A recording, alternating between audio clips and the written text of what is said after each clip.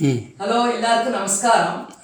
நான் இப்போ பேச போகிறது 50 வருஷத்துக்கு முன்னாடி நான் சின்ன குழந்தையா இருக்கிறத எங்கள் ஊரில் நாங்கள் நடத்தின கோலாட்ட பண்டிகை பற்றி பேச போகிறேன். எல்லா வருடமும் தீபாவளி பண்டிகை முடிந்து வருகின்ற அமாவாசை அன்றைக்கு எங்கள் கிராமத்தின் அருகிலேயே உள்ள ஆத்தங்கரையில் இருந்து கொஞ்சம் மண் எடுத்து கொசவனிடம் கொடுத்து ஒரு பசுவும் கண்ணுக்குட்டியும் பண்ணித்தர சொல்வோம். இதை பசுவன் என்று சொல்வோம். பின்பு பசுவனை ஒரு வீட்டிலோ அல்லது பஜனை மடத்தின் ஓர் இடத்தில் மறைவாக வைத்து புல்லும் வைக்கோலும் வைத்து சாப்பாடும் போட்டு வைப்போம். பசுவனாக கிராமத்தில் உள்ள ஒரு பிரம்மச்சாரி பிள்ளையை வரித்து அந்த சாப்பாட்டை அந்த பிள்ளை எடுத்துப்பார். பிறகு பாலிகையும் மண்ணிரப்பி நவதானிய பயிர்கள் போட்டு தினமும் தண்ணீர் விட்டு வளர்த்துவோம். அதாவது அமாவாசையில் இருந்து 10 நாட்கள் இதை செய்து கோலாட்டம் நிறைவு செய்வோம்.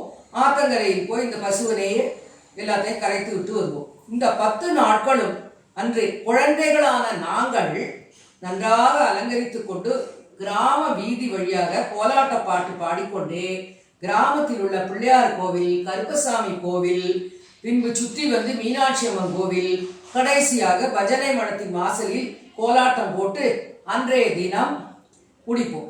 இப்போ இந்த வீதி வழியாக நாங்க பாடிக்கொண்டு போகும் பாட்டை பாடுகின்றேன். கோலே நல்ல கோலே பாலா நிலாலா கோலே பல விலோச்சன நீல விலோச்சன பால பிரபஞ்ச கோலே பசுவா பசுவையா உமக்கு பணம் கொடுப்பாரும் இல்லை, இன்றைக்கு வாருங்கள் நாளைக்கு வாருங்கள் ஏக்கராளே பசுவா வெள்ளிக்கோடம் கொண்டு கோபிமா தண்ணிக்கு போகையிலே பின்னாடி வந்து நிற்பார் ஸ்ரீகிருஷ்ணன் பின்னாலே பிடித்திழுத்தார். பகுமரத்தடியில் பெண்கள் பகடையை ஆடையிலே பகடையை பிடித்து கொண்டு ஸ்ரீகிருஷ்ணன் தலைமையிலேறி கொண்டார். மழை ரொம்ப பெய்ய வேண்டும், மீனாட்சிக்கு குளங்கள் பெருக வேண்டும், பூமியில் போட்டது பொன்னாய் விளைய வேண்டும், பொன் ரொம்ப காண வேண்டும். காசினார் பட்டுக்களும் மீனாட்சிக்கு பட்டு சுருட்டுகளும் ஸ்ரீகரமாகவே ஸ்ரீலட்சுமிகரமாக பத்மாவதாமோதரா. ஏகாதசி அன்றைக்கு சுப்பிரமணியர் வெட்டுங்குதிரை மேலேறி யானைகள் குதிரைகள் அழகான பொம்மைகள் அழகான குரு மண்டபத்தில் 8 அடி குச்சுக்குள்ளே சுவாமி நான் எத்தனை நாள் இருப்பேன், மச்சு வீடு கட்டித்தாரும் சுவாமி நான் மலையாளம் போய் வாரேன். கண்ணில்லா தேங்காயும் அம்பாளுக்கு காம்பிலா மாங்காயும் கண்ணில்லா செங்கரும்பும் கொண்டு வந்தால் மலையிடுவேன் என்றார். கன்னியாகுமாரி தாயே எங்கள் கவலையை தீர்ப்பாயே, கடற்கரை ஓரமாய் கண்ணி சொரூபமாய் காட்சி தருள்வாயே. கோலு கோலன கோலு மூஞ்சன வீரபாண்டிக்கு கோலன கண்டு கண்டு நாட்ட கண்டு நாட்டிலே ஒரு பெண்ணை கண்டு அந்த நாட்டிலே இருக்கிறாரே அவருக்கேற்ற பிள்ளையார்.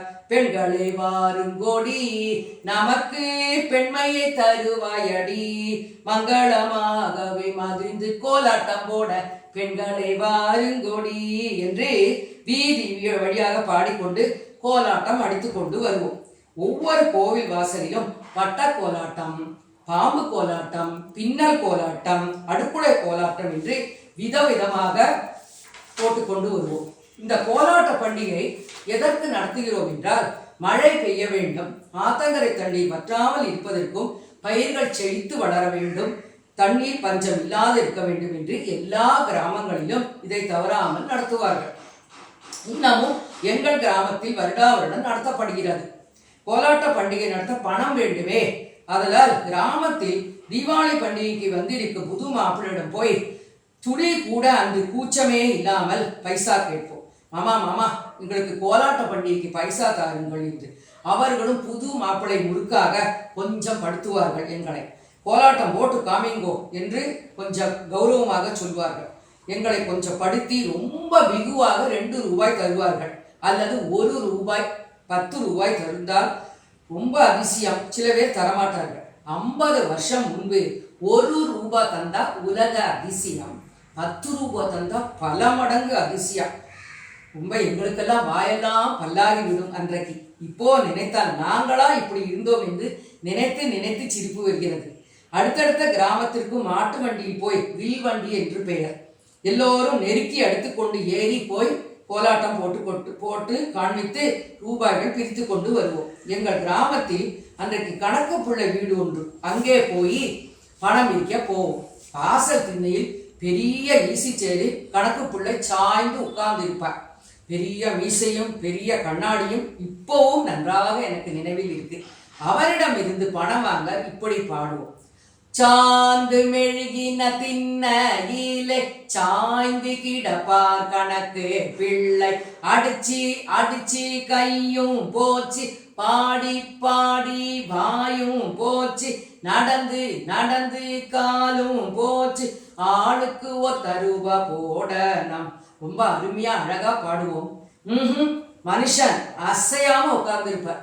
1 ரூபா கூட தரமாட்டார். நாளைக்கு வாங்கோ என்று ரொம்ப தயவு தாட்சியம் சொல்லி விடுவார். கஷ்டப்பட்டு முகத்தை வச்சுண்டு எல்லாரும் தமாஷாக எல்லோரிடமும் பணம் பிரித்து நடத்தினதை இன்று நினைத்தாலும் மிக மிக சந்தோஷமான நினைவுகள், ரொம்ப ரொம்ப சுகமான நினைவுகள்.